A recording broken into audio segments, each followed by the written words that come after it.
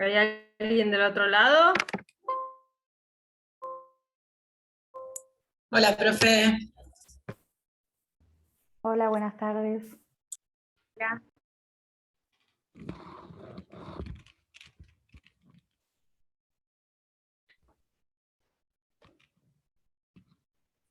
Hola, profe.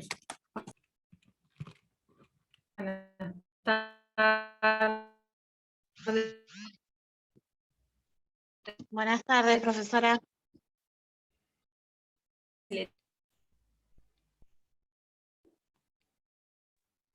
Hola, buen día.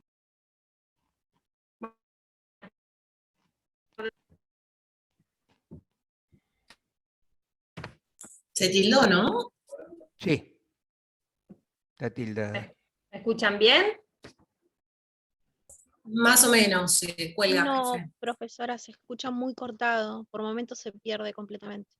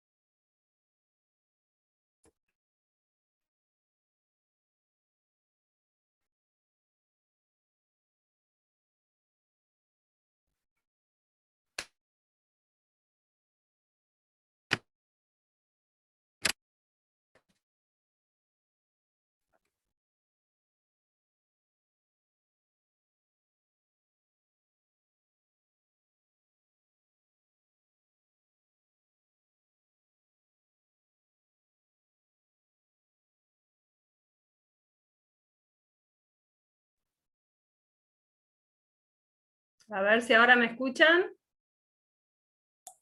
Sí. ¿Sí? ¿Ahora mejoró? Sí, mejoró. Bueno, porque cambié la conexión. Tengo mala conexión yo donde estoy. Bueno, así que cambiamos. Bueno, voy a tomar asistencia después.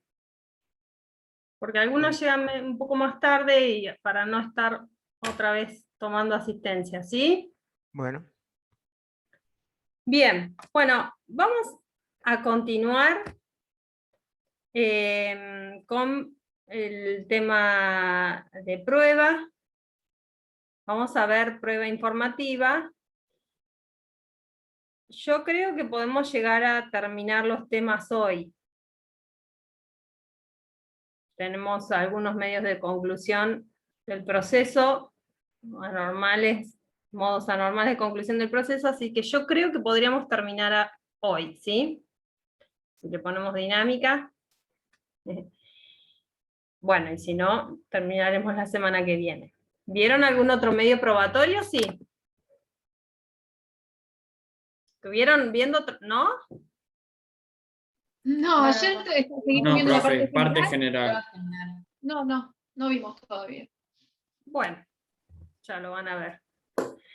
Bueno, vimos el martes pasado, vimos prueba documental, y ahora vamos a ver prueba informativa, ¿sí? Regulado en los artículos del 394 al 401 del Código de Provincia, y en Nación, bueno, están creo que a partir del 396, son dos más generalmente, del de Provincia y Nación.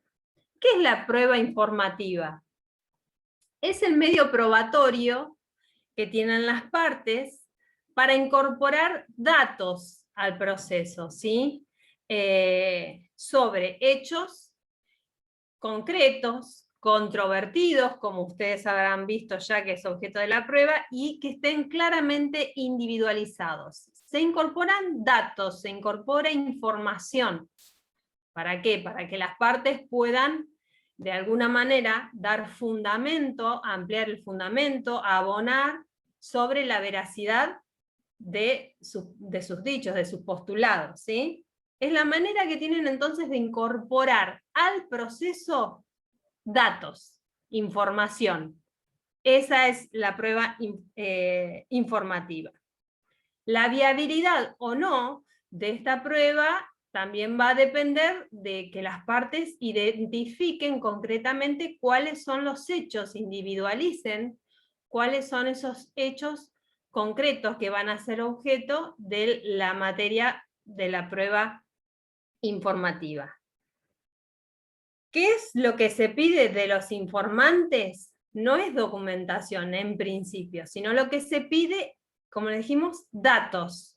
Que sí, estos datos tienen su respaldo en documentación, en archivos, en registros que están en poder de los informantes, ¿sí? Toda esta información que las partes pueden llegar a solicitar a través de la prueba informativa, tiene como respaldo, o sea, obra en estos archivos, registros, documentación que están en poder de los informantes. Vamos a diferenciarlo un poquito de otros medios probatorios con los que quizás se pueda llegar a confundir, pero no lo es. Por ejemplo, de la documental, la que vimos la semana pasada. A través de la documental, lo que se incorpora en el expediente, ¿qué son? ¿Qué se aporta? Documentos. ¿Sí? La aportación directa de documentos a través de la documental. En la informativa no, lo que se incorpora es información, que sí debe estar respaldada en documentos. Y eventualmente, en el caso de que pueda llegar a haber alguna impugnación del informe, sí puede llegar a incorporarse documental a través de la informativa. Eso lo vamos a ver más adelante. Con la testimonial, ¿cómo se distingue la testimonial? En general, la persona del informante es una persona jurídica. En general digo porque no siempre es así. Pero en general, hasta mismo el código habla de los informantes, recae sobre una persona jurídica. En cambio la testimonial no. Siempre la testimonial, ¿vieron testimonial? No. Bueno, cuando lo vean, Nada más. y si lo recuerdan de elementos, la testimonial, el testigo siempre tiene que ser una persona física. Además, otra de las diferencias es que la figura, o sea, quien sea el informante, la persona del informante resulta de importancia, carece de importancia. En cambio, en un testigo es fundamental, no se puede cambiar uno por otro. O sea, quien sea el informante puede ser una persona que redacte o confeccione el informe, o puede ser otra persona dentro de que, no sé, que trabaje en el mismo lugar, por ejemplo. Carece de relevancia quien sea la persona informante a los efectos de redactar el informe. En cambio, en una testimonial no. ¿Sí? No se puede intercambiar uno por otro. Y otra de las diferencias es que en la testimonial el testigo ya, obviamente, por eso es testigo, porque ha tomado conocimiento de los hechos que son objeto de la discusión con anterioridad. En el informante esto puede ser que no ocurra, ¿sí? Y que recién esté tomando conocimiento de los hechos al mismo momento que está redactando el informe. Lo distinguimos de la pericial, porque, bueno, esto tendría sentido si ustedes ya más o menos vieron el resto de las pruebas. Van a ver en la pericial que para el diligenciamiento de una prueba pericial, quien elabora el dictamen deben ser personas con conocimiento en determinada profesión, en determinado oficio, ¿sí? Esos son los peritos.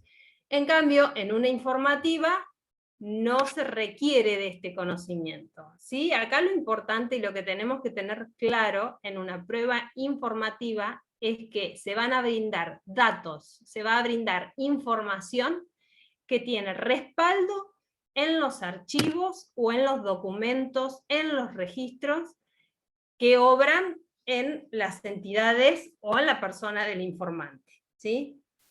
¿Cuáles son los requisitos de la prueba informativa? Tenemos requisitos subjetivos, requisitos objetivos y de tiempo, forma y lugar. Los requisitos subjetivos son los sujetos que forman parte de la prueba informativa. Bueno, el órgano judicial obviamente es quien ordena la prueba, ¿sí?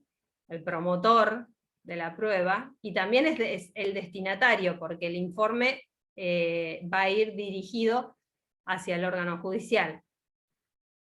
Las partes, como proponentes de la prueba informativa, tanto el actor como el demandado, pueden ofrecer la prueba informativa, y los informantes, ¿sí? Estos son terceros, los informantes son terceros, en el marco de un proceso son terceros, pero atención, atención acá, que pudiera llegar a revestir calidad de informante en el marco de una prueba informativa, una de las partes, a contrario de lo que establece el artículo 399, tomen nota, de provincia, y 401 de Nación. A ver, yo tengo acá el código de Nación. Fíjense lo que está habla de compensación, que es uno de los puntos a ver en la prueba informativa. Y fíjense, ya lo vamos a ver más adelante, pero ahora como estamos hablando de los sujetos de la prueba y decimos que el informante es un tercero, pero que puede llegar a ser una de las partes interpretando lo que dice el 401. Fíjense que dice 401 Nación, 399 Provincia. Las entidades privadas que no fueren parte en el proceso, al presentar el informe, y si los trabajos que han debido efectuar para contestarlo implicaran gastos extraordinarios, bueno, quedémonos con, no vamos a entrar en la compensación, quedémonos con la primera parte que dice este artículo. Las entidades privadas que no fueren parte en el proceso, es decir, que puede haber entidades privadas que son parte en el proceso y a las cuales se les haya requerido un informe. Entonces, no sería la regla general, digamos, que un informante sea la parte, pero se puede llegar a dar. Contemplen esa posibilidad. ¿Estamos? Bien. Con respecto a los requisitos objetivos, tenemos que tener acá en cuenta el objeto de la prueba. Algo mencionamos cuando hablamos de qué se trata la prueba informativa, que hablamos que son la manera de incorporar información, datos, que versan sobre hechos concretos, individualizados. A eso se refiere el artículo 396 de Nación, 394 de Provincia, ¿sí? Cuando habla sobre el objeto de la prueba informativa, fíjense, los informes que se soliciten a las oficinas públicas, escribanos con registro y entidades privadas deberán versar sobre hechos concretos, claramente individualizados, controvertidos en el proceso. Ese es el objeto de la prueba informativa. La información requerida debe versar sobre hechos que estén individualizados concretamente, obviamente dentro del marco del proceso. hay un punto referido a esta prueba que habla de la autonomía procesal de la prueba de informes, y a ese punto se refiere el artículo 397 de Nación y 395 de la provincia. No será admisible el pedido de informes que manifiestamente tienda a sustituir o ampliar otro medio de prueba que específicamente corresponda por ley o por la naturaleza de los hechos controvertidos, ¿sí? ¿A qué se refiere la autonomía de la prueba informativa, la autonomía procesal de la prueba de informes? ¿A qué se refiere? ¿Qué es lo que establece el código? Que excluye cualquier posibilidad que tienda a querer con la prueba informativa sustituir algún otro tipo de prueba, ¿sí? Quizás por omisión no han presentado alguna prueba documental y a través del ofrecimiento de prueba informativa se quiera sustituir o suplir esa omisión. Entonces, claramente el código establece que no se va a admitir cuando la prueba informativa, cuando lo que quiera hacer es sustituir otro medio probatorio, ¿sí? Los requisitos de tiempo, forma y lugar, bueno, en cuanto al lugar, el lugar se refiere al domicilio de la persona donde tiene domicilio el informante. Ya vamos a ver cómo se lleva a la práctica esta prueba informativa, que es a través de un oficio, que en definitiva va dirigido al domicilio del informante, ¿sí? El tiempo, requisito del tiempo, tenemos en principio dentro de la etapa probatoria, ¿sí? Que ya habrán visto en la parte general, que dentro de los 10 primeros días, desde que queda firme el auto de apertura a prueba, se ofrece la prueba, ¿sí? En un ordinario, en este caso estaríamos ofreciendo la prueba informativa, ¿sí? ¿Cómo se ofrece la prueba informativa? Solicitando al juez que ordene el libramiento de un oficio, ¿sí? Así se ofrece la prueba informativa. Y eso es en el momento del ofrecimiento, se solicita. Y luego se hará su correspondiente el diligenciamiento del oficio y el informe y demás, todo dentro del plazo probatorio. Excepcionalmente, ¿sí? El código en el artículo 326, inciso 3 de Nación, y creo que es 324, bueno, donde vieron medidas preliminares, diligencias preliminares, habrán visto y contemplado y la prueba anticipada, ¿vieron? Como una de las pruebas posibles de realizarlas de manera anticipada, la prueba de informes, ¿sí? De manera excepcional, y si no es dentro del periodo probatorio. Y en cuanto a la forma, siempre debe ser realizada el informe por escrito. El código no establece requisitos formales en cuanto a que deban cumplir el informe, ¿sí? Pero sí establece que tiene que ser por escrito. ¿Alguna pregunta hasta acá? Vamos rápido porque esto no tiene complicaciones, así que vamos avanzando.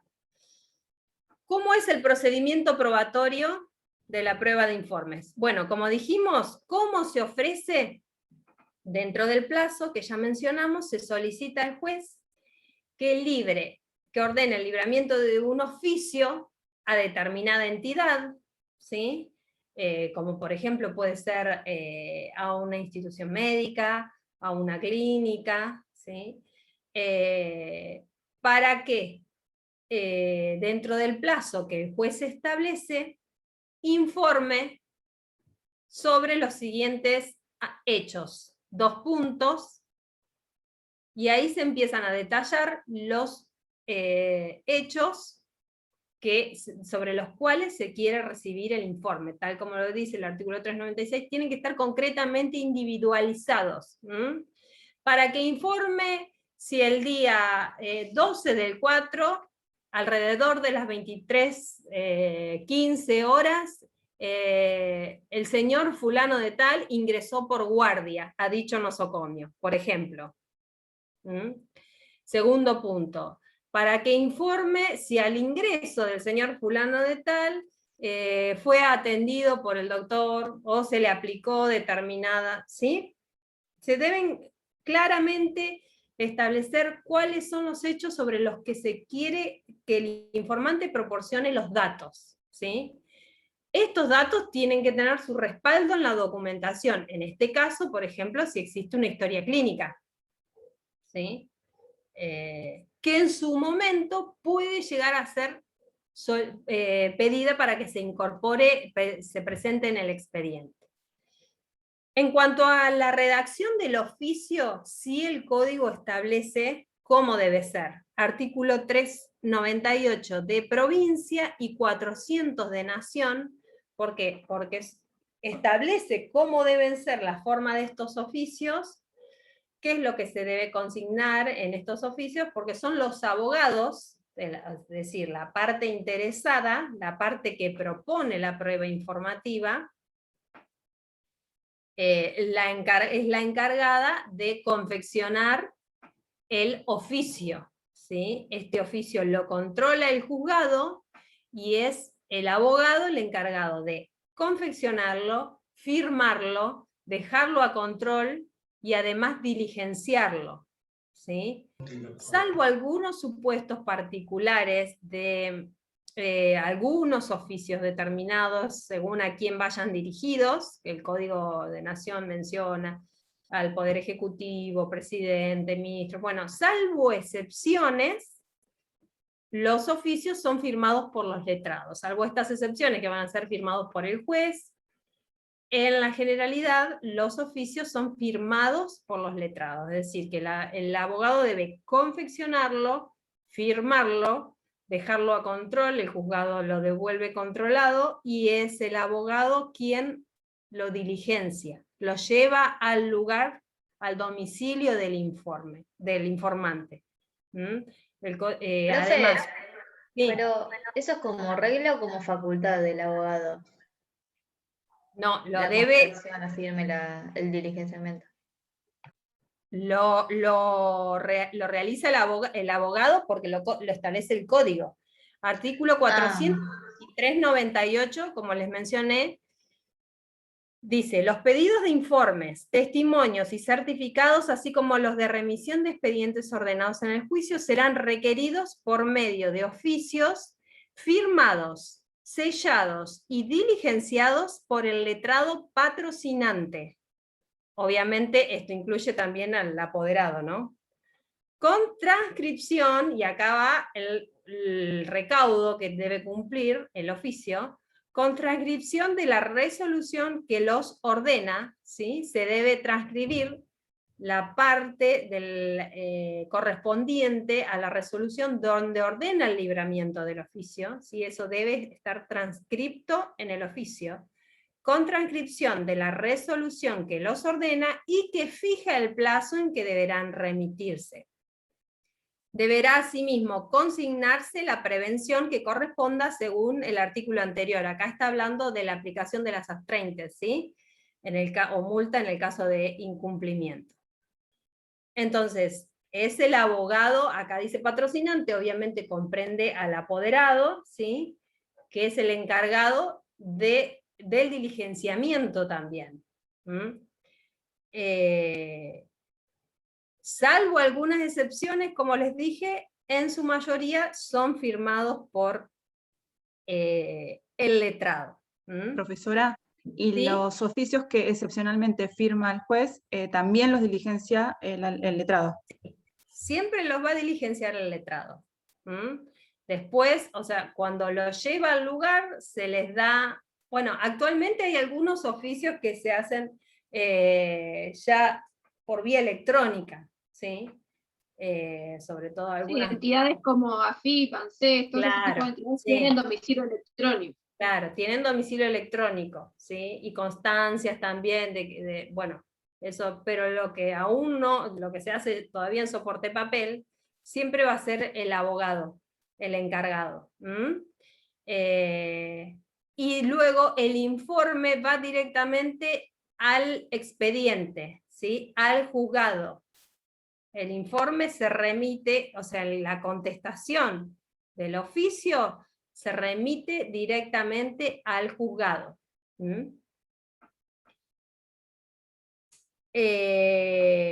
¿Cuál es el plazo para la contestación?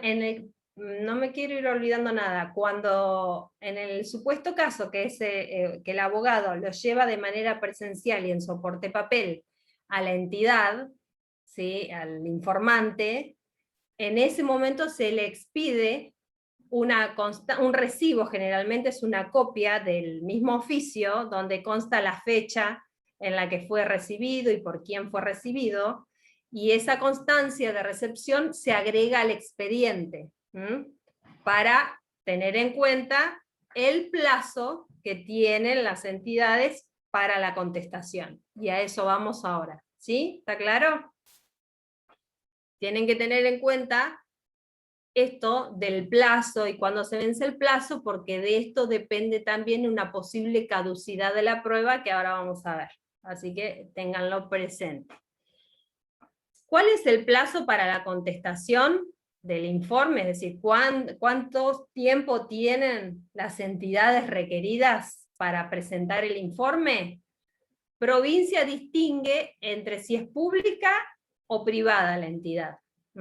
Nación no, unificó criterio. ¿Sí? A partir de la ley 25.488, unificó criterio. Provincia mantiene una distinción si se trata de entidades públicas o de entidades privadas. Las entidades privadas tienen 10 días para contestar y las públicas 20 días para contestar. Esto se cuenta a partir del día siguiente hábil haber recibido el requerimiento a través del oficio. ¿Sí?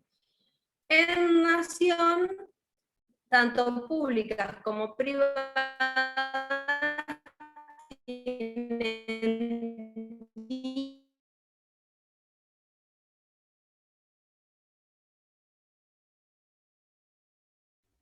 Profe, se cortó, no se escuchó.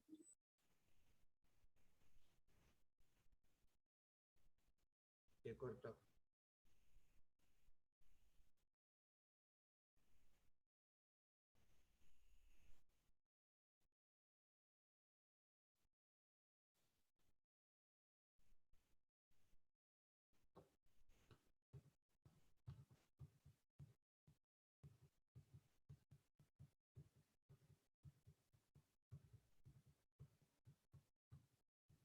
Hola.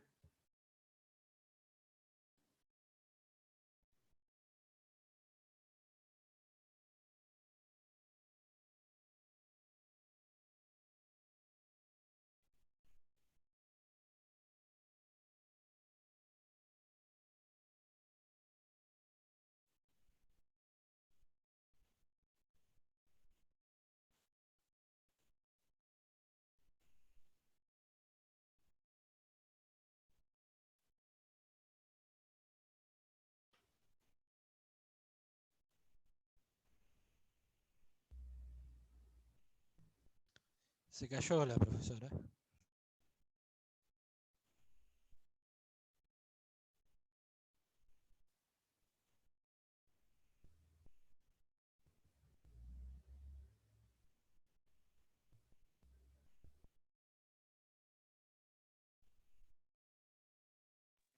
Una de las alumnas quedó como anfitrión. Quizás quiere entrar la profesora de vuelta, la va a tener que aceptar.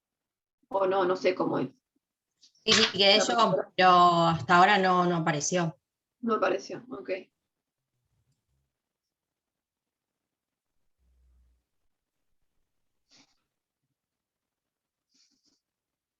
¿Qué pasa? ¿Me escuchan? Sí, doctora. Sí.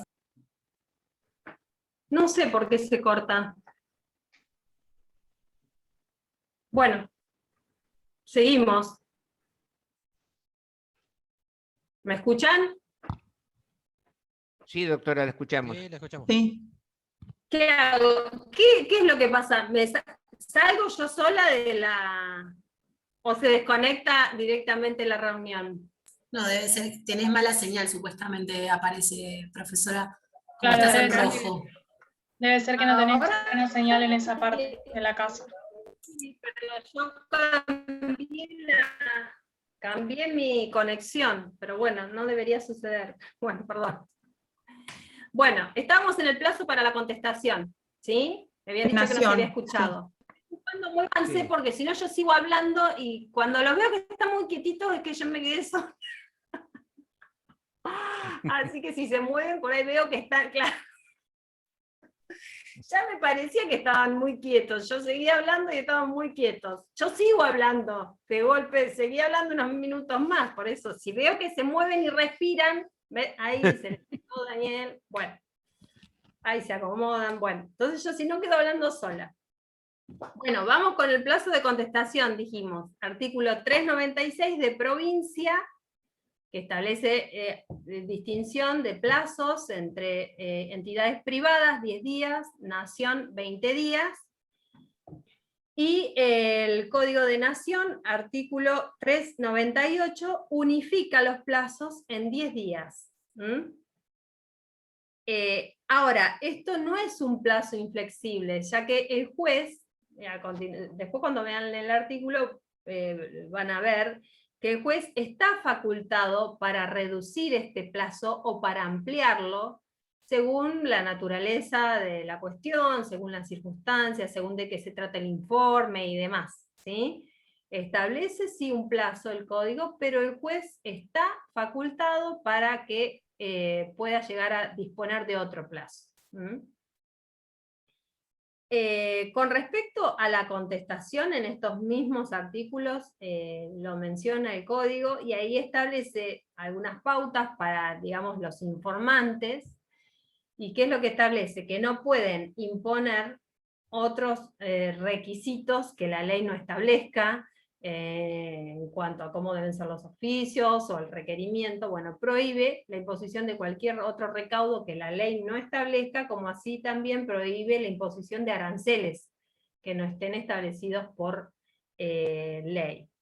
Sin perjuicio de esto, y como en el artículo que mencionamos de compensación, ¿sí? Artículo 399 de provincia y 401 de nación, habla de la posibilidad de que las entidades privadas que no sean parte, por eso de ahí se deduce que podría llegar a ser un informante parte del proceso, pero ¿qué es lo que establece? Que las entidades privadas que no sean parte del proceso, si tuvieron que realizar trabajos extraordinarios para la elaboración del informe, pueden pedir algún tipo de compensación.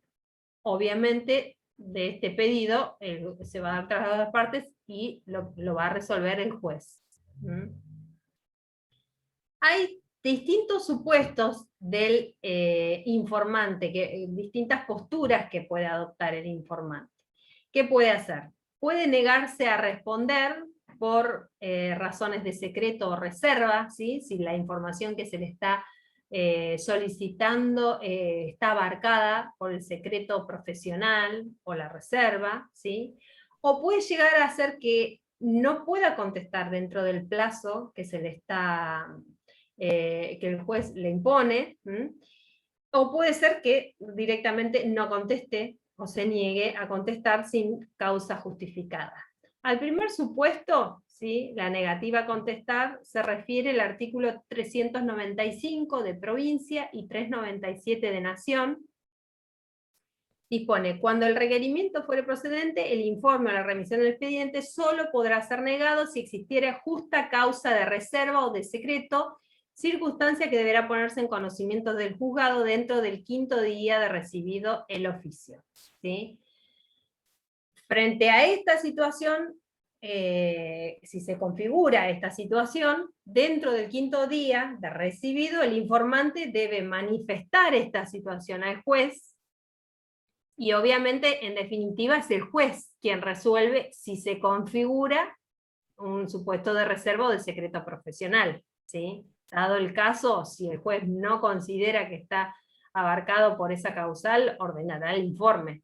Pero en definitiva, es el juez quién decide si se configura o no la exhibición. ¿Sí? Profesora, perdón, directamente ahí no hay traslado a las partes. Claro, no, es el juez que resuelve la situación que manifiesta el informante. ¿Mm?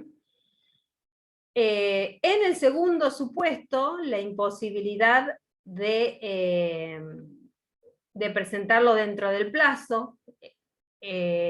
Acá hay una distinción con provincia y nación, porque nación, a través de la ley que mencionamos, la 25.488, elimina el artículo 399 que habla de retardo. Sí lo encontramos en el artículo 397 de provincia. Si por circunstancias atendibles al requerimiento no pudiere ser cumplido dentro del plazo, se deberá informar al juzgado antes del vencimiento de aquel sobre las causas y la fecha en que se cumplirá. ¿Sí? Este es el supuesto donde el informante no llega dentro del plazo a cumplir con el informe y ¿qué es lo que dice el código? Que esta situación se debe informar al juez y decir cuándo se va a responder. Bueno, lo va a solicitar al juez. Hay que ver el juez qué es lo que considera, si le otorga más plazo, lo mismo que mencionamos anteriormente. El juez es el que tiene la potestad frente a la solicitud del informante, es el juez que resuelve si le concede un plazo mayor o no, y cuándo. En definitiva es el juez el que determina el plazo y no el informante. ¿Está claro? Puede ser que solicite una extensión del plazo, y sí, pero en definitiva es el juez quien tiene la facultad de concederlo o no. Y el tercer supuesto, que es la negativa a contestar por parte del informante sin ninguna causa. También en nación se unifica las consecuencias de la falta de contestación o la negativa, estableciendo las sanciones conminatorias progresivas, tanto para entidades públicas como para entidades privadas, artículo 398. Sin perjuicio de que para entidades públicas también puede hacerlo, también puede llegar a tener algún otro tipo de sanción. Y en provincia se establece también una diferenciación, sería el artículo, esperen que les dije 398 de 397, es el de retardo. 397, bien. Si el juez advirtiere que determinada repartición pública sin causa justificada no cumple reiteradamente el deber de contestar oportunamente los informes, deberá poner el hecho en conocimiento del Ministerio de Gobierno, ¿sí? Bueno, y hace la distinción de las privadas, donde se le impone una multa, y ahí establece 2 IUs por cada día de retraso, ¿sí? Esto en cuanto al tercer supuesto de falta de contestación sin causa justificada. Atención con lo que vamos a ver ahora, que es la caducidad de la prueba. Frente a esta situación que venimos viendo, de retardo o falta de contestación, ¿sí? ¿Qué posibilidad tiene la parte que propone la prueba? ¿Qué pasa? No contesta, el informante no presenta el informe, el plazo se venció. ¿Qué posibilidades tiene la parte que propuso? ¿Qué hace? ¿Pierde la prueba? ¿No contesta el informante? ¿Tiene alguna posibilidad? Sí, tiene una posibilidad, y a eso se refiere el artículo 400 de provincia, y su correlativo en nación, el 402. Lo que debe hacer el requiriente, quien propuso la prueba, es, dentro del 5º día de haberse vencido el plazo para la contestación, solicitar un oficio reiteratorio, ¿sí? Que el juez libre un oficio reiteratorio. Solicitar nuevamente el libramiento del oficio. Oficio reiteratorio se denomina, ¿sí? Si la parte proponente no solicita este oficio reiteratorio, ahí automáticamente se produce la caducidad de la prueba. ¿sí? Artículo 400. Si vencido el plazo fijado para contestar el informe, la oficina pública o entidad privada no lo hubiere remitido, se tendrá por desistida de esa prueba a la parte que lo pidió sin sustanciación alguna. ¿Sí? Si dentro del 5º día no solicitare al juez la reiteración del oficio. ¿Está claro? Sí, esto es a pedido de la contraparte, ¿no? O A el juez pedido lo puede de la- dictar a oficio. El juez puede hacerlo, o sea, pero no, porque acá no hay posibilidad, la parte que la propuso, si se le venció el plazo, se le venció el plazo, ¿sí? Pero sí, se pierde. ¿Qué posibilidad le queda a quien haya perdido la prueba porque no pidió la reiteración de pedirlo en cámara, a instancia de elevar el expediente a cámara para tratar la apelación de la sentencia definitiva? Ahí puede llegar a plantearse. Te ¿Estamos? consulto sobre, sí, si la entidad, aún con el oficio reiteratorio, sigue siendo reticente al cumplimiento, ¿qué hace la parte para no perder la prueba? No, bueno, habría que seguir solicitando, sí, frente a esas situaciones no es un deber procesal tampoco, habría que ver, ¿no? El supuesto, a ver qué decide el juez, pero no, el código no habla nada en cuanto, sí habla de sanciones en el caso de falta de contestación, pero no habla nada de solicitar compulsivamente, requerir compulsivamente el informe, de eso no menciona nada. No es como el supuesto de la documental que hablábamos, que si veo el resto de la prueba se puede llegar a comprobar la veracidad de lo que se denuncia. No, habla de sanciones, nada más. ¿Y las sanciones sí las aplica directamente el juez o debe pedirlas a las partes?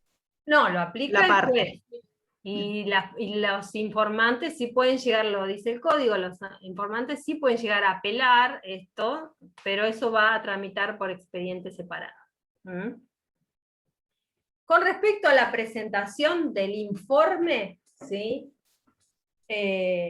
Artículo 403 de Nación y 401 de provincia, ¿qué es lo que establece? Que la otra parte, ¿sí? Sin perjuicio de la facultad de la otra parte de formular las peticiones tendientes a que los informes sean completos y ajustados a los hechos que han de referirse, por un lado, la otra parte, no quien propuso, sino la otra parte puede pedir, una vez presentado el informe, puede pedir alguna ampliación o que se complete determinado informe, eso es lo que está diciendo el artículo, y además lo que puede hacer es impugnar por falsedad el informe, ¿sí? En caso de impugnación por falsedad, se requerirá la exhibición de los asientos contables o de los documentos y antecedentes en que se fundare la contestación.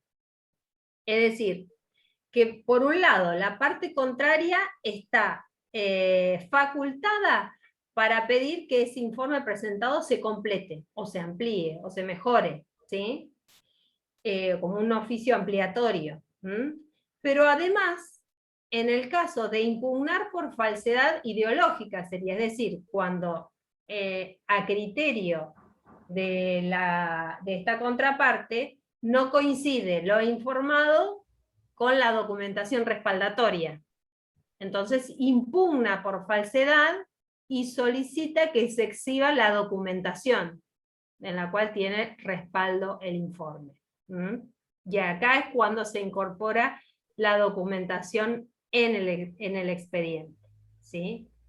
El plazo para impugnar, el plazo que tiene la contraparte para impugnar, debe ser dentro del 5º día de notificada el informe en el expediente. Esta notificación es por nota, ¿sí? Dentro del 5º día de que se notificó que se agregó el expediente.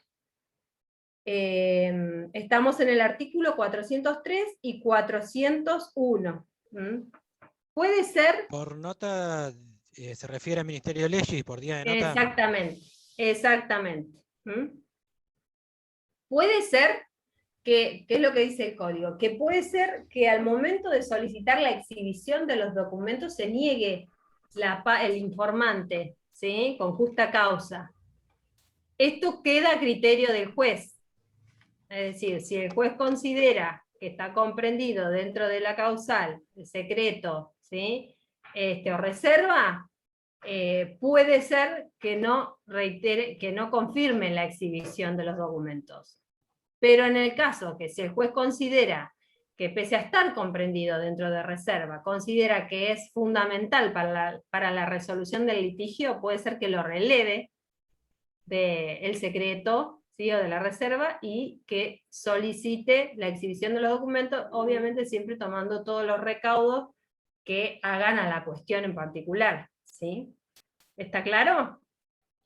Con respecto a la valoración de la prueba documental, va a depender también de la figura, o sea, al momento que el juez dicta sentencia, y ahí va a tener en cuenta todas las pruebas, ¿sí? Va a valorar todas las pruebas que se incorporaron al expediente, de acuerdo a la sana crítica, las va a valorar, va a determinar qué prueba cada una de ellas. Respecto de la prueba de informes, lo que el juez también va a considerar quién es el informante, la persona de informante, si es una persona jurídica reconocida o no, la seriedad del informante y demás, y también en todo caso la documentación respaldatoria que se haya presentado o no, ¿sí? Teniendo en cuenta a la vista el informe. Bien, ¿alguna pregunta? Yo creo que con esto estamos con prueba informativa. Si no hay ninguna pregunta, podemos ver modos anormales de resolución de conflicto, los que tienen que ver conmigo, y terminamos hoy con mis temas. ¿Sí? Roque, ¿tenés una pregunta? Ah. No, tiré la mano. No. Bueno, seguimos entonces. En cuanto a materia probatoria, vieron dos conmigo, documental e informativa. De todas maneras, si llegan a tener alguna pregunta, me escriben a través del campus, ¿sí? De los temas que estuvimos viendo, me escriben a través del campus, que yo lo recibo y les contesto a través de mail, ¿sí? Doctora, yo tengo una pregunta sobre la... Anteriormente los oficios se controlaban en el juzgado, cuando eran en papel, los controlaban en mesa de entradas, y ahora que se hace digital, ¿cómo es el control? Sí, lo controla el juzgado. Pero lo controla y lo contesta digitalmente, ¿cómo hace las observaciones? ¿Cómo es el tema? Todo es digital. Si hay algún oficio que tenga que ser observado, se hace saber de manera, o sea, lo que puede ser de manera digital, se ha digitalizado todo. Se le hace saber, y si fue remitido de manera digital, la observación será de manera digital también, ¿sí? Si es presentado de manera en soporte papel, la observación va a ser en soporte papel.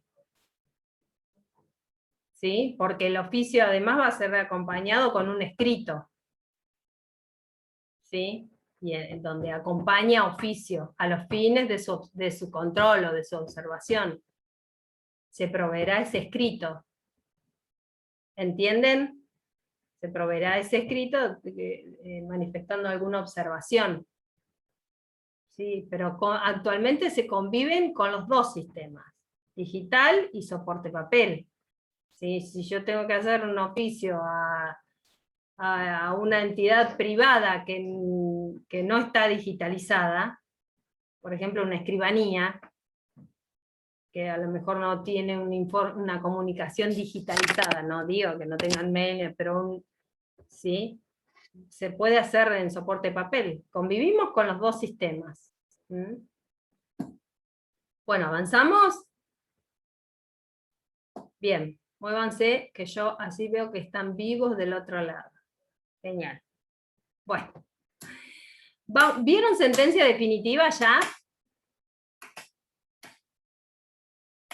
¿Sí? Sí, lo vimos. Sí, profe. Comiso. Bueno, sentencia definitiva como una resolución de las distintas resoluciones judiciales, la sentencia definitiva como modo normal de terminación del proceso, ¿sí? Como la resolución judicial que le pone fin a un proceso, pero no es la única manera de terminar un proceso. No es que iniciado una vez el proceso, ya hay que transitar todas sus etapas hasta llegar al dictado de la sentencia definitiva. Hay otras posibilidades que se pueden llegar a dar dentro del proceso y que le pongan fin a este, ¿sí? En el marco de todas esas posibilidades siempre va a haber una resolución que le ponga fin al proceso, ya sea que esté homologando ese acto de las partes con la intención de ponerle fin, siempre va a haber una resolución que determine que el proceso concluye, ¿sí? Estos modos anormales de terminación del proceso van a ver ustedes en la unidad que van a depender. Les digo como para que lo puedan razonar y les ayude a su memoria. Hay dos de ellos que dependen de la voluntad de ambas partes, ¿sí? Dos dependen de los dos, que son transacción y conciliación. Ahí dependen para que se pueda llegar a dar, dependen de las dos partes. Uno de los modos anormales depende de la voluntad del actor, y otro de los modos anormales depende del demandado, ¿sí? Dos dependen de los dos. Uno depende del actor y otro depende del demandado. Uno depende del desistimiento del actor y otro depende del allanamiento del demandado. Y la conciliación y la transacción depende de los dos, ¿sí? ¿Le aclaré o bueno, capaz que le enredé más que... Bueno. No, profe, está claro igual. Es para que lo recuerden. Y bueno, tienen otro modo más anormal de terminación del proceso, que es por el transcurso del tiempo, ¿sí? Que ahí es por la inacción de las partes, o sea, todo lo contrario, que esa es la caducidad de instancia. Eso lo van a ver con otro docente. Vamos al desistimiento. No son temas largos, o sea, con mucho código, van a ver que son pocos artículos destinados a tratar cada modo normal, son pocos artículos. El desistimiento. ¿En qué consiste el desistimiento? Es la renuncia efectuada por el actor ante el juez. Renuncia efectuada por el actor ante el juez. Tenemos dos clases de desistimiento. Desistimiento de la pretensión o desistimiento de la acción y desistimiento del derecho, ¿sí? Desistimiento de la acción, desistimiento de la pretensión o desistimiento del derecho. El desistimiento de la pretensión, en este tipo de desistimiento, el actor declara su voluntad de poner fin al proceso pendiente, ¿sí? Mediante el desistimiento de la pretensión, el actor declara su voluntad de poner fin al proceso pendiente. Pero este desistimiento no afecta al derecho del actor. ¿Qué quiere decir? Que en un futuro puede llegar a promover un nuevo proceso para hacer valer ese mismo derecho, salvo que haya obviamente prescripción. Es decir, que no afecta su derecho material, el desistimiento de la pretensión. En cambio, en el desistimiento del derecho, el actor está renunciando a su derecho. Es decir, que se pone fin al proceso, pero también a cualquier otra posibilidad de iniciar un nuevo proceso, invocando el mismo derecho, ¿sí? Impide cualquier interposición futura de una demanda haciendo valer el mismo derecho. ¿Está clara la diferencia entre uno y otro? Sí. ¿Sí? Puede ser total o parcial. Si, por ejemplo, si tenemos varias acciones, si hay acumulación de acciones, puede ser que se desista de todas las acciones o de algunas. Ahora, para que ponga fin a un proceso, tiene que ser total, porque si no el proceso va a seguir por las acciones que no haya desistido. ¿Sí? ¿Cuáles son los requisitos de lugar, tiempo y forma? Bueno, obviamente el lugar, en el desistimiento, debe ser expresado, presentado, manifestado en el proceso, dentro del proceso que se está llevando a cabo, llevando adelante. En cuanto al tiempo, artículo 304 y 305, en cualquier estado de la causa anterior a la sentencia. ¿Sí? Anterior a la sentencia. Hay que tener en cuenta que puede seguir avanzando el proceso y en cualquier estado de la causa el actor desistir, renunciar. ¿Sí? En cualquier estado.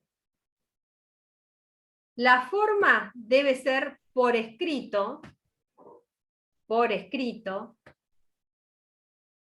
expreso, no se presume, ¿sí? No se presume de determinadas actitudes del actor, sino que debe ser expreso, artículo 306. Y ambos tipos de procesos son incondicionales, ¿sí? Se interpretan de manera restrictiva, y esto tiene que ver también con el requisito de expreso. No se presume de determinadas porque haya abandonado el proceso, no, debe ser de manera escrita, expresa, incondicionado, ¿sí? Hasta antes del dictado de la sentencia. Según el momento procesal en el que se realice, en el que se presente el desistimiento, va a tener distinto efecto respecto de la intervención de la parte contraria. Si estamos hablando del desistimiento de la pretensión, si es antes de notificada la demanda, no requiere de la conformidad de la demandada. Desistimiento de la pretensión antes de notificada la demanda no requiere la conformidad de la demandada. Si es después de notificada la demanda, requiere la conformidad de la demandada. ¿Sí? Porque ahí ya donde es parte la demandada, ya puede oponerse al desistimiento, y en el caso de que se oponga, va a continuar el proceso. ¿Sí? Ahora, en cuanto si es el desistimiento del derecho, no requiere nunca la conformidad de la demandada. No importa el momento procesal en el que se realice el desistimiento, nunca va a requerir la conformidad de la demandada. ¿Está claro esa diferencia? ¿Sí? Sí, profe, clarísimo. Si hay oposición del demandado, ahí ya el desistimiento pierde virtualidad y el proceso va a continuar. Puede ser que el demandado tenga algún interés en continuar con el proceso, ¿sí? Y ahí se va a continuar. Profe, Sí. pregunta. Si hay demanda y hay reconvención y el actor desiste, ¿es moda normal o el proceso o se cuenta como que el proceso sigue?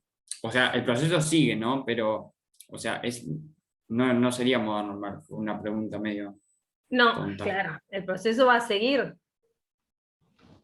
El proceso Claro. va a seguir. O sea, por eso yo le decía, para que se configure la conclusión del proceso tiene que concluir. Por ahí tenemos un desistimiento parcial de algunas acciones, o por ahí, quizás tengamos en el caso del litisconsorcio activo, por ejemplo. Desisten algunos actores. O en el caso, o litisconsorcio pasivo con un actor y se desiste respecto de la acción de algunos contra algunos demandados.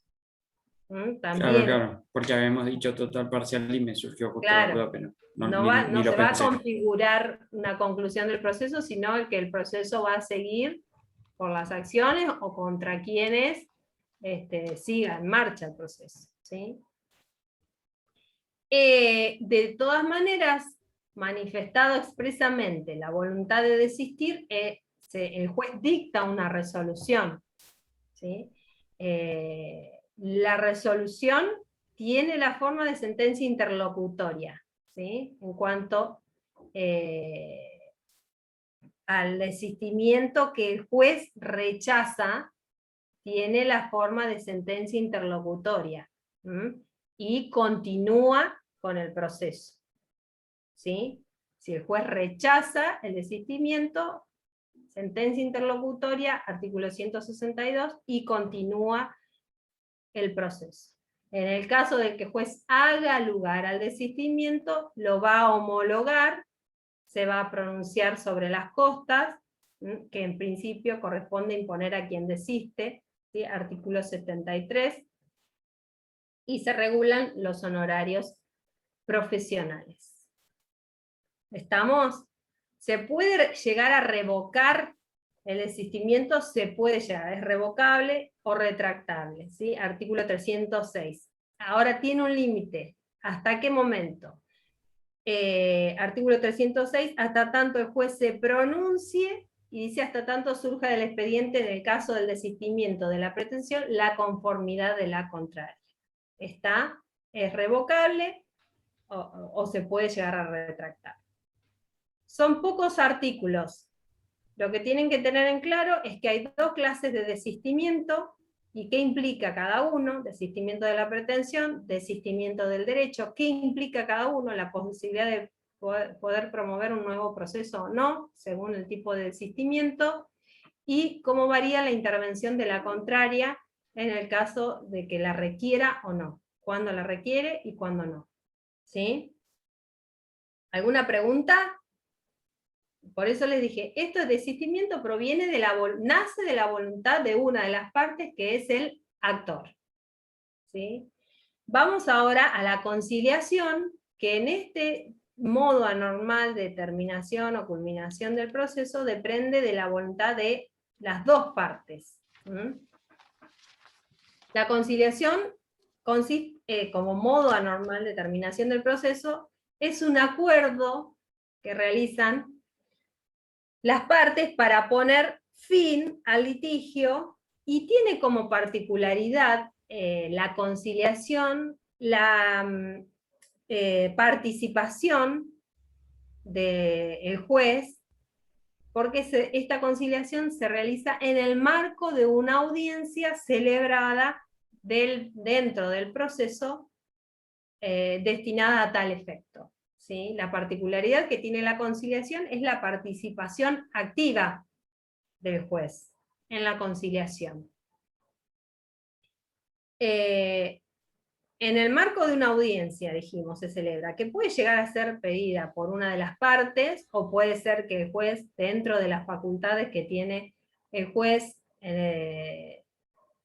lleve a las partes a poder llegar a un arreglo, les indique a las partes cuáles son las posibilidades que tienen, distintas alternativas que puedan llegar a tener en cuanto a la solución del litigio, y llegar a la solución del litigio conciliando.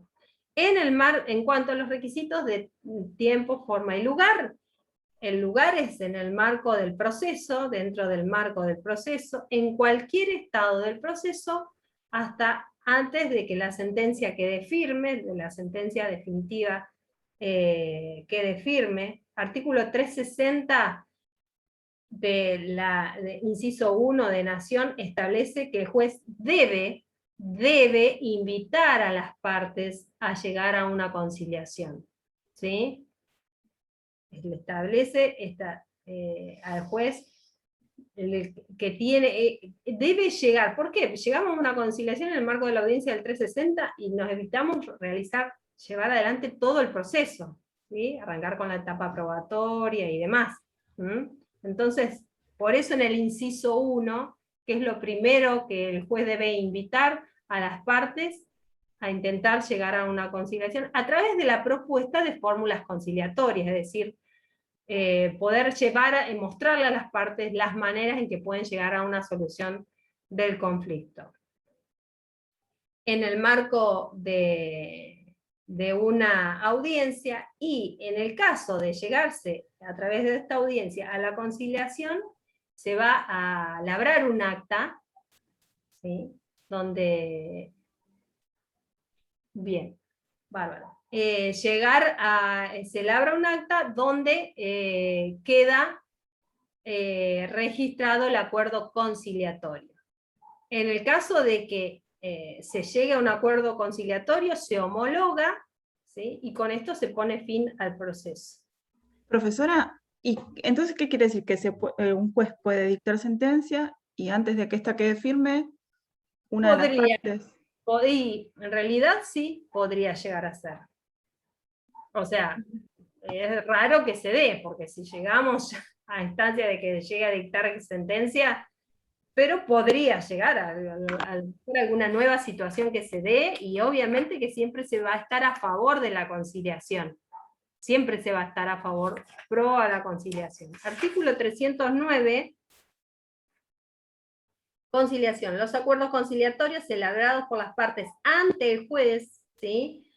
Por eso acá tiene un rol activo el juez. Dentro de la conciliación tiene un rol activo. Ante el juez y homologados por este, tendrán autoridad de cosa juzgada.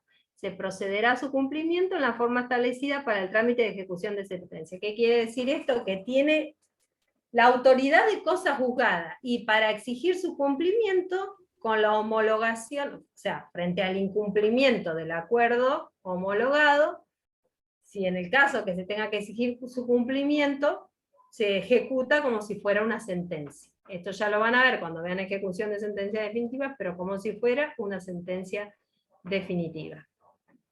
En Nación no habla acerca de la exigencia, cómo va a tramitar esta ejecución, pero sí, tiene también en el mismo artículo, en 309, habla de que tiene autoridad de cosa juzgada, ¿sí? Y se ejecuta por trámite de ejecución de sentencia. Una cosa más, profesora, en la audiencia, entonces, se efectúa la conciliación y la homologación, ¿eso es otro tipo de resolución? Claro, se llega a un acuerdo, y después el juez homologa ese acuerdo, ¿sí? Y la resolución homologatoria, digamos, es la que en su caso, si hay que ejecutar, es lo que se ejecuta. ¿Está? También vi que el programa habla de conciliación en el proceso laboral, que esto fue... esto no estaba antes contemplado. Supongo también que esto lo deben ver cuando vean... laboral, cuando ustedes vean laboral, estos temas se ven. Hay todo, en provincia, la conciliación en el proceso laboral, ley 11.653, artículo 25, una vez iniciada la demanda judicial en sede laboral, cualquiera de las partes puede intentar una conciliación. Es facultativo para las partes. No así en Nación, que establece el SECLO, ¿sí? Que esa sí es una instancia de conciliación obligatoria, previa a la judicial para las partes, ¿sí? SECLO, Servicio de Conciliación Laboral Obligatoria en Nación. En provincia,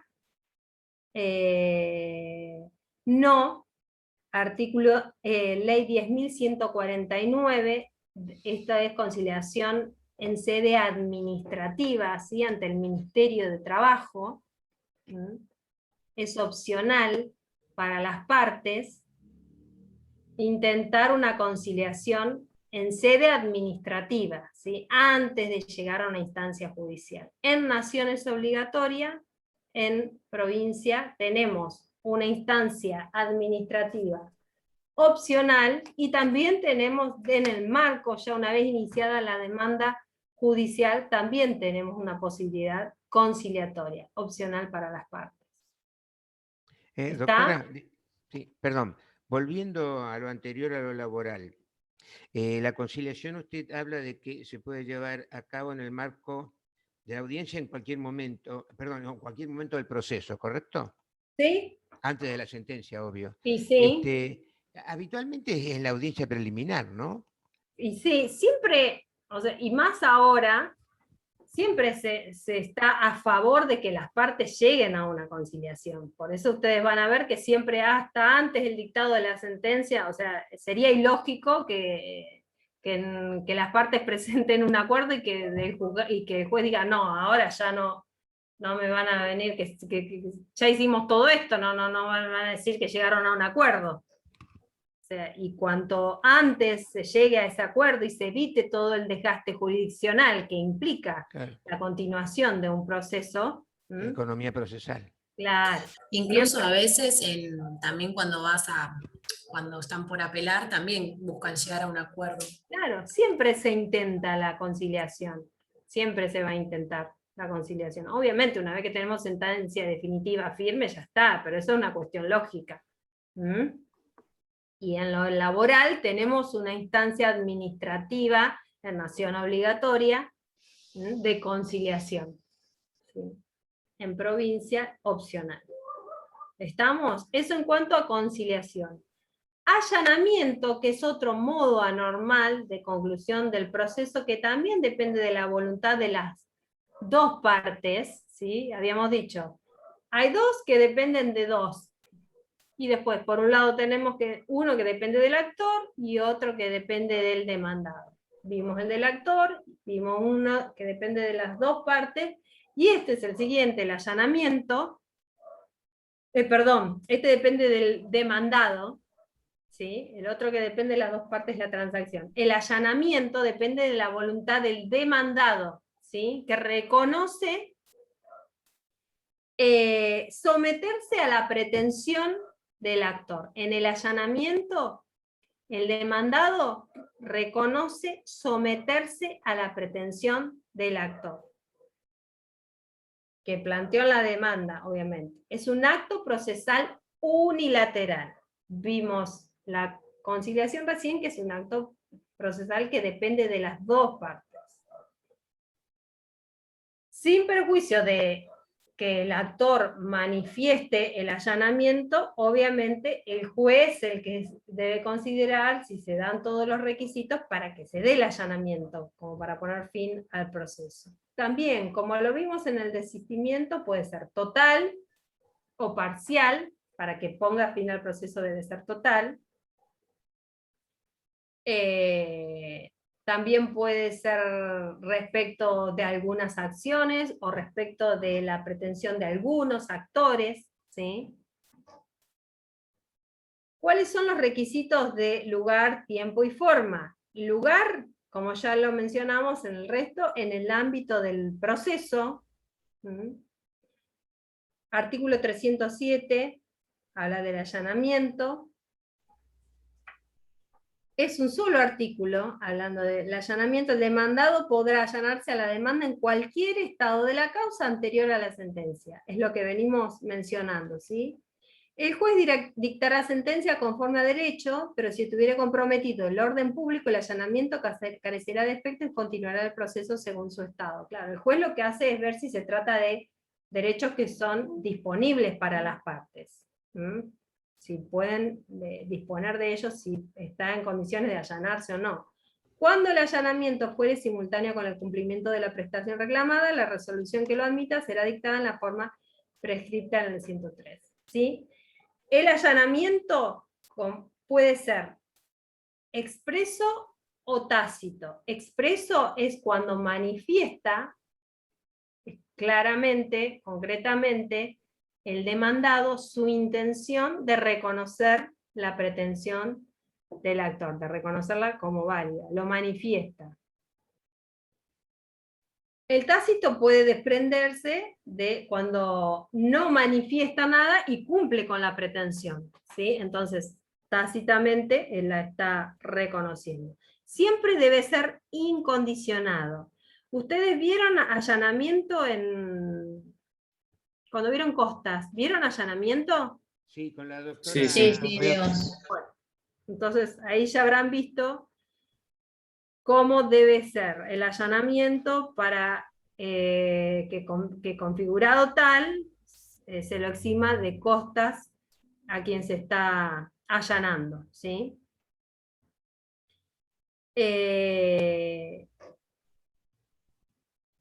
Bien, dijimos, el demandado se allana, manifiesta su intención de allanarse, en definitiva es el juez quien considera si se dan los requisitos para el allanamiento, en el caso que no sea sin cumplimiento de la obligación, el juez va a dictar una sentencia definitiva, ¿sí? Porque va a ordenar, lo tiene por allanado y ordena el cumplimiento. Puede ser allanamiento sin cumplimiento, se puede llegar a dar. El allanamiento con cumplimiento se puede dar y puede llegar a configurar una exhibición de las costas, pero también puede ser que se dé allanamiento sin cumplimiento. En ese caso, el juez dicta la sentencia definitiva. Y en todo caso, si se debe exigir su cumplimiento, eso es lo que se va a ejecutar, ¿sí? Si es con cumplimiento, el juez dicta una sentencia homologatoria, interlocutoria, perdón, ¿sí? En el caso de que sea allanamiento con cumplimiento. Se allana y cumple, ¿sí? Interlocutoria. Y ahí fijará las costas si se configura o no el supuesto de exhibición de costas, como habrán visto cuando vieron cómo debe ser el allanamiento, que no debe estar en mora, que por su culpa no debe haber dado lugar a la demanda y demás. ¿Está? Bien, y vamos al último, que es la transacción. En este modo anormal de terminación del proceso también depende de las dos partes. Dijimos que había dos, conciliación y transacción, depende de los dos, desistimiento del actor, allanamiento del demandado. En términos generales, ¿qué es una transacción? Según lo establece el 1641 del Código Civil. Es un acto jurídico bilateral, ¿sí? Intervienen dos partes, a través del cual las partes, haciéndose concesiones recíprocas, ponen fin a obligaciones litigiosas o dudosas, ¿sí? Esta es la transacción en general. Ahora, en el marco del proceso, a través de estas concesiones recíprocas que hacen las partes, lo que hacen es, no solamente le ponen fin a obligaciones litigiosas o dudosas, sino que además le ponen fin al proceso. Estamos viendo la transacción en el marco del proceso, ¿sí?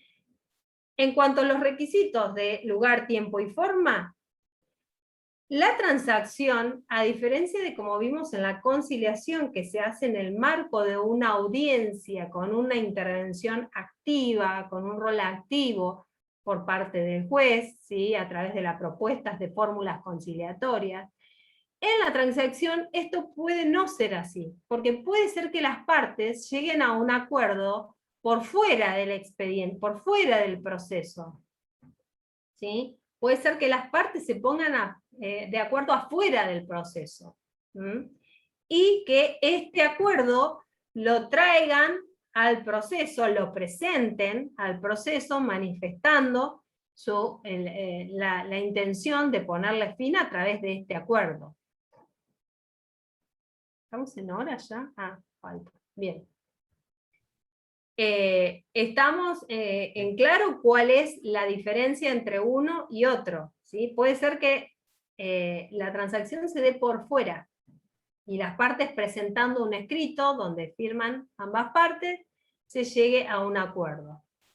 El juez va a controlar que se dé cumplimiento de todos los recaudos y homologue este acuerdo transaccional que hicieron las partes y que pone fin al proceso. El tiempo es hasta, como venimos diciendo, hasta antes del dictado de la sentencia.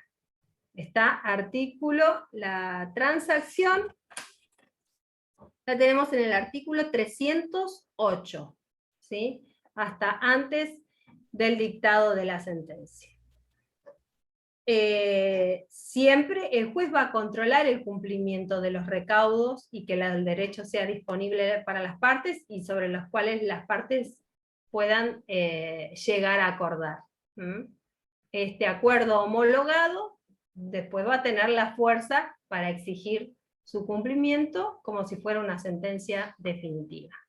¿Está? ¿Alguna pregunta? Son pocos artículos. Como les mencioné, de estos modos anormales vimos hasta conciliación. Después verán, con otro docente verán hasta caducidad de instancia. ¿Sí?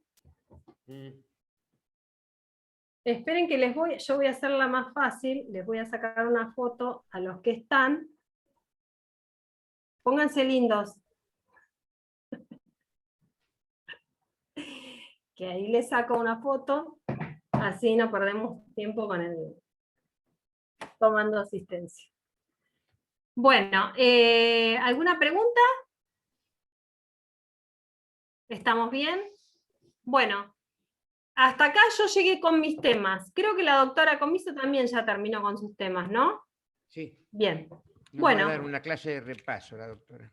Ah, bien. Bueno, si tienen alguna...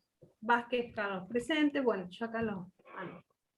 Si tienen alguna duda o alguna consulta, me lo envíen. No importa los que no tienen cámara, porque salen los nombres de todos. Me lo envían a través del campus. Cualquier duda, cualquier consulta que tienen de los temas que vimos, me envían la consulta a través del campus. ¿Sí? Yo contesto todos los mails. Gracias. Bueno, gente. Profe, la semana que viene no tenemos clases entonces. Yo terminé mis temas. Okay. O sea, si quieren alguna clase de repaso, si ven que es necesario, o sea, tuvimos tiempo y desarrollamos todas las clases, vieron que ustedes desde el primer minuto hasta el último minuto dando clases, desarrollamos todos los temas, vimos todos los temas que yo tenía asignado. Si yo veo que recibo muchas consultas sobre algún tema en particular, pero yo agoté todos los temas y los vimos con detalle, ¿sí? Sí. Así que, pero si veo que sí es necesario y me lo piden, no hay ningún problema, nos quedaría una clase de la semana que viene. Dos quedan. Ah, dos teniendo en cuenta la de la misma semana. Claro, sí. Claro, sí, generalmente esa misma semana ya no se da clases. Bien, perfecto. La semana del examen no se da clases, generalmente, salvo que uno venga muy jugado y quiera, no llegó a dar temas. Yo agoté todos los temas que me fueron asignados. Pero repito, si ustedes quieren algún tema, rever, me lo hacen saber a través del campus. Hay algunos que tienen mi celular, Melanie Carrera tiene mi celular, así que me lo hacen saber. Se ríe Melanie. Bueno, me lo hacen saber. Si no, lo que vamos a hacer es una prueba de parcial. Les pregunto yo, porque ya vienen varias clases escuchándome hablar a mí, hasta yo estoy cansada de escucharme, así que podemos hacer hablan ustedes, yo pregunto y hablan ustedes. Esa está buena. Estaría buenísimo, sí. Bueno, eso es genial. Sí, está bueno, profe. Bueno, si quieren hacemos un repaso así, de los temas que venimos viendo, pónganse de acuerdo ustedes, y si quieren hacemos eso. El martes que viene les voy haciendo preguntas. Estoy a disposición, me lo hacen saber. Sí, es bueno, profe, para ver también. Para ver de qué se trata, o sea, de cómo es un examen. ¿A dónde apuntan? Bueno, les voy haciendo preguntas. No contesto nada, ¿eh? Yo en el examen no doy clases, porque... Hacemos un símil parcial. Yo En el examen no doy clases, no explico temas en el examen. En las clases me preguntan todo lo que quieran, pero en el examen... Pero se puede hacer caras, como diciendo está mal o está bien la respuesta, ¿o no? Estoy... Es solo un diálogo. Yo haciendo caras, me cuesta mucho disimular mis caras. Los que me conocen un poco saben. Me cuesta muchísimo, pero acá estoy... No. Pero bueno, si quieren el martes que viene, yo pregunto, ustedes contestan. No evalúo, repasamos. ¿Sí? Dale, buenísimo, profe. Se ponen de acuerdo y me avisan. Bárbaro, gracias. Listo, nos vemos. Gracias, profe. Nos vemos. Hasta luego. Gracias, doctor.